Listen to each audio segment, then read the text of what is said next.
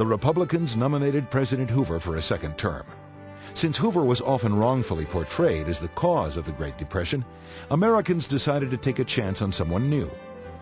In one of the largest landslides in U.S. history, Roosevelt defeated Hoover, carrying all but 6 of the nation's 48 states.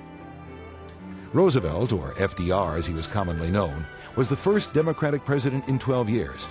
But that was only the first of many changes he was to bring to the American people.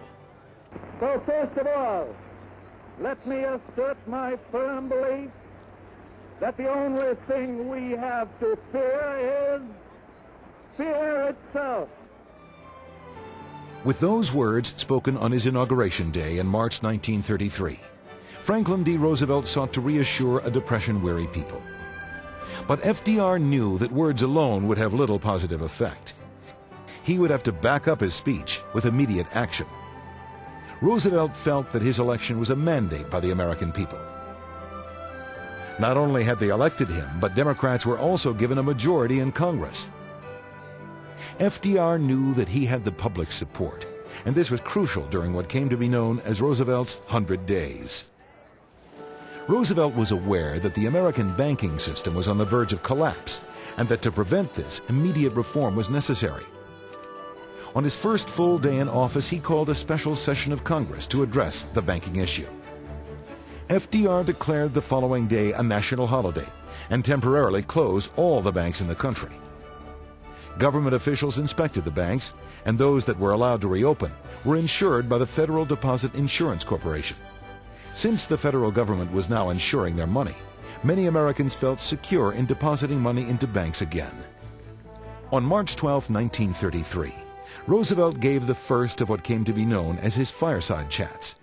Using the new and vastly popular radio medium, FDR spoke to the American people about the banking crises. He treated the public with respect and didn't spare them any of the details. By being so forthright, FDR gained the trust of many of his listeners. He pulled no punches in describing how bad things had gotten, but he also assured the public that together they would make it through. Roosevelt performed another highly symbolic act as he pushed for the end of Prohibition. Alcohol had been prohibited for over a decade, but FDR felt that lifting the ban would improve public morale. On April 7, 1933, a new low-alcohol beer went on sale. This act did exactly what FDR thought it would, and support for the president grew even further. Roosevelt sought a way to get the economy moving again. Hoover had thought that financially stimulating big business would help the American people since more jobs would become available. Hoover worked from the top of the economic pyramid down to the bottom. FDR differed in his viewpoint, feeling instead that financial help given to the American people would in turn help big business. Roosevelt pushed through a host of new legislation that would work from the bottom of the economic pyramid up to the top. Because these acts and administrations were referred to by initials, many people would come to refer to them as alphabet soup.